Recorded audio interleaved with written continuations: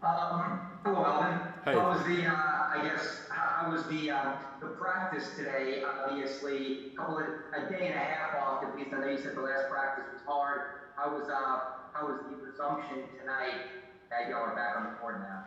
I thought the guys did I mean, we've had really good practices. I've been really pleased with the practices we've had. I think the intensity level has been real high, and we played different combinations of people tonight. But for the most part, I thought that some of the things that Fred expressed defensively, he's been talking to Jeff every night, and some of the things that they talked about defensively, we got much better in today.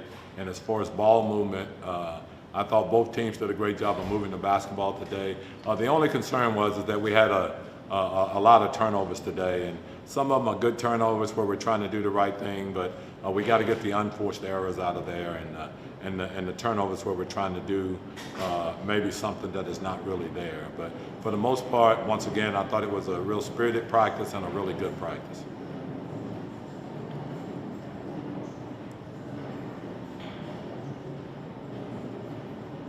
Rachel Nichols, go ahead. Hey, Alvin. Hey, Rachel, how you doing? Good. We're all wishing the best for Zion and his family. I don't want to ask you about his personal situation. I just want to ask you what the impact is of him leaving the team, and if you have any sense of when he'll be back with you guys. Don't know anything right now from the standpoint of him coming back, and obviously for us, we're just very supportive of him and his family and their privacy during this time right now. But as far as the impact on our team, we played 44 games without him, and we had a tough stretch in there. And we also had a stretch where we won 12 out of 16 without him. So obviously he's a great player that we'll miss, but the one thing that we've always talked about, even when we went through the tough times, is that next man up. We're gonna. We're a good team. We're a deep team. That's the one thing that we are. We're a very deep team. So we'll have guys that'll step in and play, and we'll have guys that'll lift their game a little bit more. But obviously right now we're not concerned about the basketball part for him. We're concerned about his family. Thank you. Sure. Hey, Coach. Christian Clark with Golf. These scrimmages are coming up pretty quickly now. Will you, as far as rotations go, treat these like they're games? Will you treat them like preseason games? How will you plan to use the guys? Well, I think what we'll do is that we'll try to play a rotation of players that we're probably going to play during the regular season games, but we'll also probably not play nearly as many minutes that we would normally play in a rotation game or regular season game. We'll give everybody an opportunity to kind of get on the floor and have some minutes out there, and we'll play some different combinations of players, especially maybe in the third and fourth quarter. So that's going to be our approach. I think they're going to be regionally televised, so obviously our audience are going to be able to see some of our players, but I think the one thing that we'll have to explain is that we're going to be doing a little bit of experimentation. So from that standpoint, I guess it will be somewhat like a preseason game.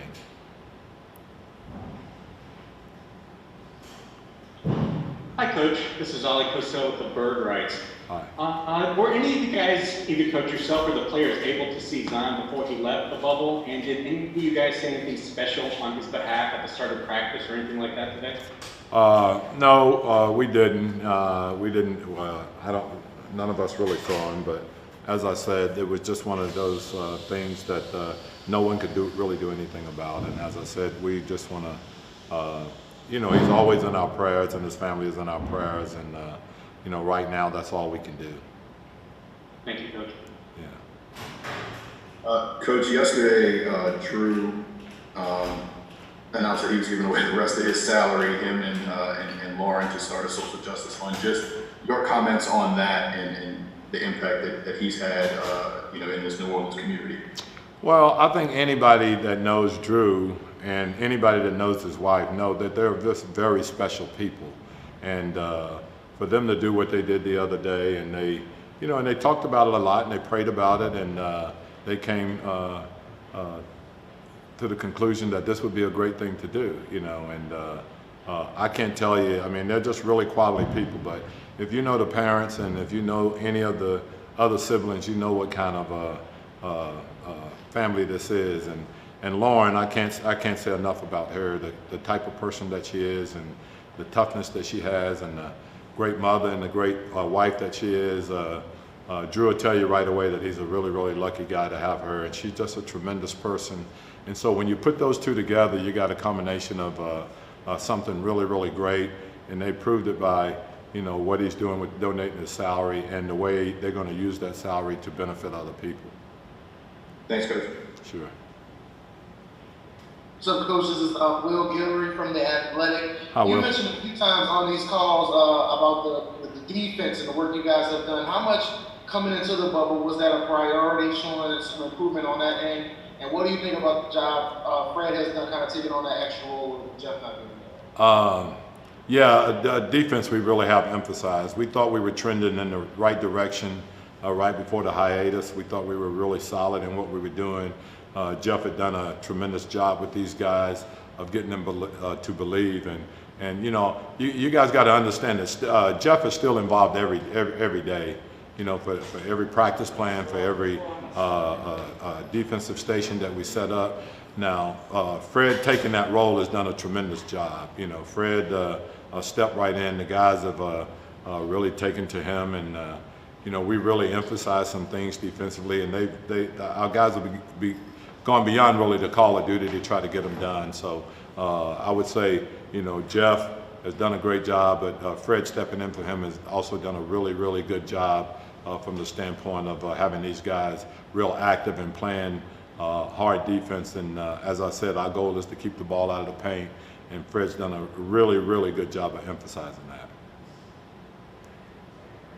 Coach, you said last week that part of your goal in these 20 practices or 20 days was to sort of ramp up to where you were ready for a game in 20 days. With Zion leaving, when he comes back, are you confident that he's in good enough condition to, you know, sort of miss some of the ramping up process and be ready to go? If he, let's say he comes back close to a game, would he be ready to go, or does he still need more conditioning work? Well, no one will know that till it actually happened, and anything along those lines would be speculation. So we'll just cross that bridge when we come to it. Thank you, Coach. I'll do it. Thanks, Coach. All right, thank you guys.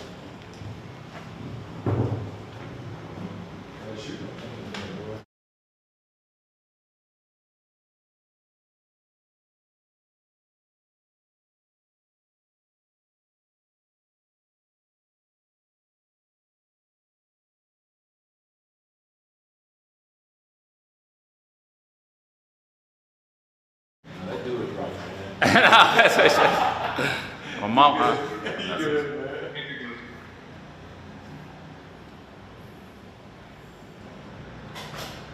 Hey, Joel, how's it going, man? Sorry, I didn't know I was asking the question here. Andrew Doak with Channel 4 New Orleans. Look, I know you guys are kind of following the Zion news, kind of same as us this morning, just figuring stuff out. Gentry said you guys weren't really able to talk to him before you left. I know Griff mentioned before you guys went down to Orlando that being mentally tough, just with everything going on, was of such importance.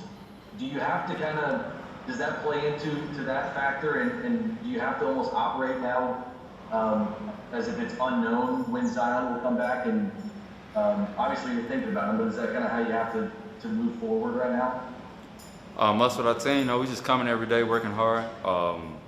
You know, today we had a great effort. We had a late practice, but everyone went after it. You know, we've been competing very hard, and you know, we're just trying to get better every day. That's all we control is, you know, what's going on with the guys, you know, that's here, and you know, the uncertainty we can't control. So we just come out here, work hard, and try to keep getting better. Thank you. Etwan, hey, Andrew from ESPN here. Just want to talk about the shirt you guys are wearing tonight. You know, they said earlier this season that you guys had a chance to talk to Tommy Smith.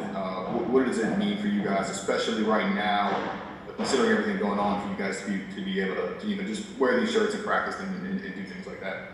Oh yes, that was pretty cool. You know, after one of our practices earlier this season, you Griffin coach was like, man, we got a surprise guest for you guys. And, I really didn't know who they was going to bring, but, when they brought Tommy Smith, John Carlos, that was pretty symbolic and, pretty special. Because I remember, reading books, and as a kid, my father, telling me about the protest, the Olympics, and, how they raised the fist and, everything that it stood for. And, it was just great, just to, for them to share their story, just show their bravery and how they stood up for the equality.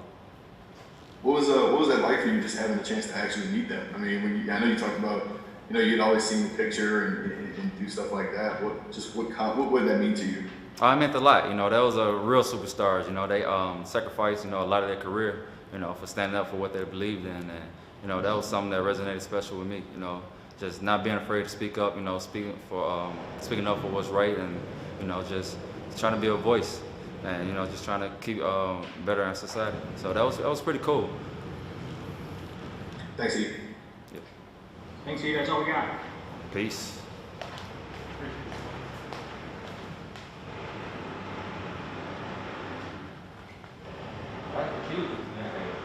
Huh? Oh yeah, I got you. I'm gonna read them, man.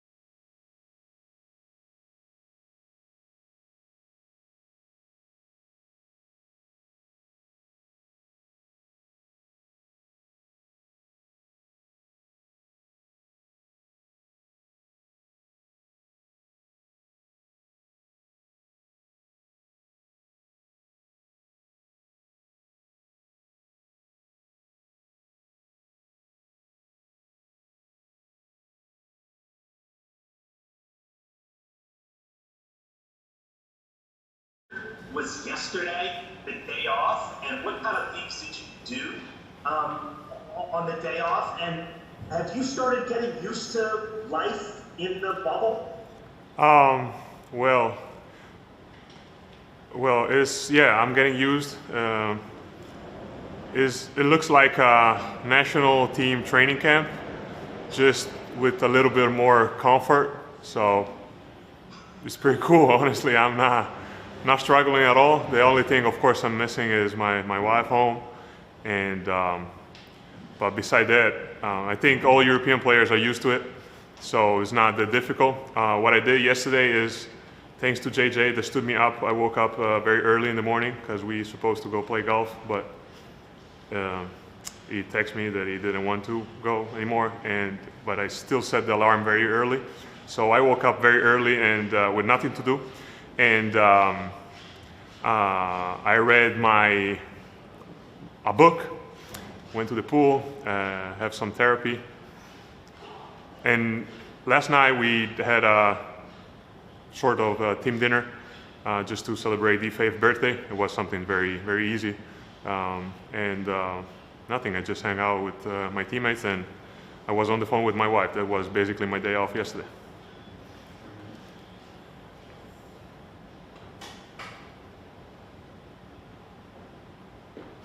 Nick Davide here from Italy.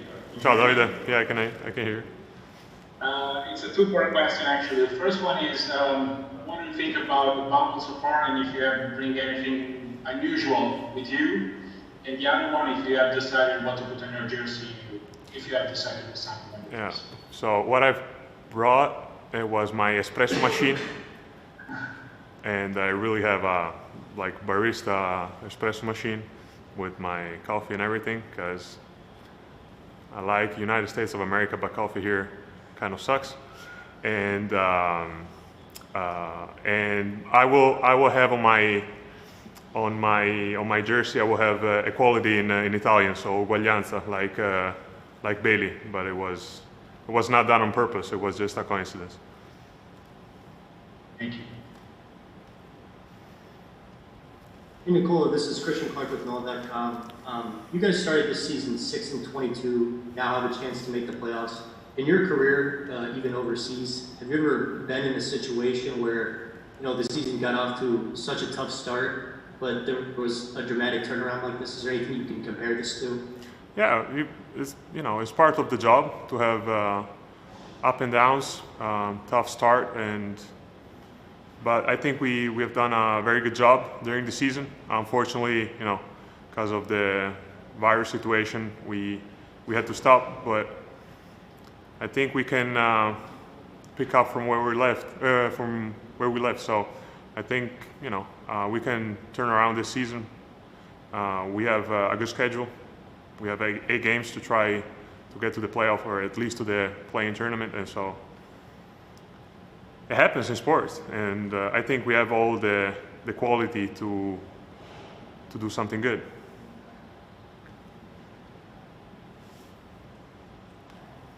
Hey Nico, how you doing? Good, you? I'm doing good. So when you played in Fenerbahce, you played in the championship game, against Real Madrid. How do you feel like you can help your team, as far as this young group, in terms of being ready to play, in the bubble, in a situation where you guys can possibly make the playoffs? I think I just need to try to do what I do on the court. Try to give some positive energy outside. Now, it's just 1 week, and so everything is easy. It's going to be tougher during the 4th or the 5th week. So I think we just need to stick together. What I kind of bring, as I told you, I'm kind of used of this situation. In national team, you stay away from family also for months, and so I know what it takes. And if I can, I will try to do my best to help the team. Hey Nico, along the lines of what Christian asked a couple questions ago, right before Zion debuted this season, you guys had a stretch where you were 10-4. It seemed like it started with that Christmas trip, that road trip. I know it was a long time ago, about 6 or 7 months ago, but do you remember back to that trip? Was there anything that you think clicked during that time, or how important do you think that trip was as far as the season turning around? I think, I don't want to give a lot of pressure on one guy, but I think D-Fave was healthy, finally, and he's our anchor in defense and in offense, and I think he's the one who turned around everything. Then of course B.I., Lonzo, JJ, Drew, everybody step up, and then of course Z came back. But I think D-Fave is our key. What's up, Nicola? This is Will Guillory from The Athletic. Alvin mentioned a couple times during these calls how much you guys are focused on defense during some of these practices. What kind of progress do you feel like you guys have made on that end? And is there anything in particular that you feel like you guys are improving with compared to where you were before the shutdown? As I said before, I think we click it on the Christmas trip when D-Fave came back, because he's probably the big guy with more experience. And but then for sure, you win a couple games, they give you a little bit of confidence, a little bit of trust, and then everything comes a little bit easier. So I think it's a combination of things. But one more time, I really think D-Fave is our key, our anchor. Thanks, Nico. That was it. Okay, thank you.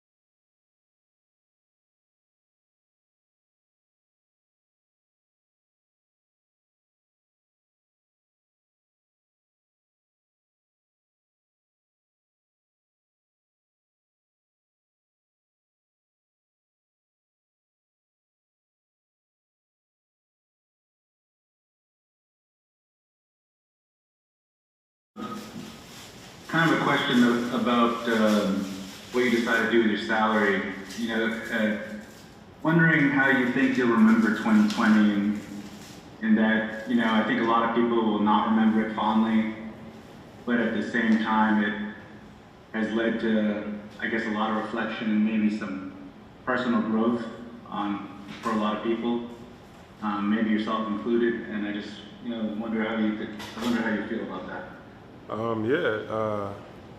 2020 is definitely a year that, for me, will be unforgettable in a multitude of ways. I mean, just social justice-wise, economically, being able to see what's really going on in our country, and not even really see what's going on. I've already known it, but I feel like this year really made me step up as a person and as a man, as a black man. So for me and my wife to decide this was one of the main reasons why we came back to play, was to try to bless others, especially during this time. But I think 2020 kind of gives you a kick in the butt to really look at yourself in the mirror and see what you're about. And with a child on the way, that's kind of an interesting time to decide to basically, you know, donate your salary. Any discussion about that at all? Nah, not because of my son on the way. I think it's more so I'd want my son to see what I'm doing, see how I'm helping out others, see how I'm helping out my community. Again, when I heard it was a boy, it was like emotional, just because of the things that I've been through in this country and things that I've hidden away and tucked away. And one example was what my wife wrote in her article, but that happened multiple times. So I think for me to be able to set an example for my son before he's even here is something that, again, I just kind of look at myself in the mirror and take personally. Hey Drew, it's Rachel Nichols. Good to see you again. Just wanted to ask, not about anything about Zion's personal situation, we'll leave that with him, and wish him and his family the best. But as you guys then try to go on without him, what is the impact? He's such a force, right, on the basketball court. What is the impact of going forward without him for you guys? Yeah, as much as it hurts to say, we've done it before. We've done it where he's been out for a little bit this season, and I'm obviously excited to have him out there on the court, but with him gone, taking care of his family, we'll hold down the fort for him. He's our brother, and he needs to take care of his family, take care of his business, but this is nothing new. I feel like we talk about it all the time, the obstacles that we go through during the season, and even just this season, how crazy it's been, is just another obstacle that we have to get through as a team. Does it change your level of optimism about you guys making the playoffs if he's not able to be with you for a chunk of the time? No, it's the same approach. It's the same approach. We're here to take care of business. We know that when Zion gets back, he'll fall right back in line just like he did last time. But until then, we'll have to steer the boat. Drew, just following up on that, if I could, can you say anything to the team? I mean, obviously you dealt with from your leg to a lot of strange setbacks and crazy situations here. Is there anything you can say to the team since you've kind of been there, done that, and seen a lot of strange situations since you've been here as far as adversity goes? I mean, I was saying that earlier this year. We were, 0-13 or 0-4, something crazy, and I was saying it then. I've been through injuries. I've been through seasons where you go 0-10, 0-12, and still make the playoffs. And again, before this pandemic, we felt like we had that 8th spot. So we know that this league this season is a roller coaster, and it goes up and down. But this time, with circumstances, we feel like we're fresh and we're ready, and we're here to take care of business. Hey Drew, this is Christian Clark. I know you just announced the donation yesterday. I don't know if it's too early to tell, but is there any sense of the response from the businesses or the organizations that will potentially be getting these funds? Have you heard anything from them, or is it still too early? I mean, we've got a lot of emails. Again, I think especially talking to the mayors of the cities that we've chosen, that's been huge, and they've been very excited. But we've gotten a lot of emails, and not even just from big businesses, just from regular people, people out there that want to support, people out there that like and see what we do. have been supporting and donating to our foundation and our fund that we put together. So as private as I am, I'm glad that we did it because I feel like as a community and even as a country, we can come together and really pull other people up with us.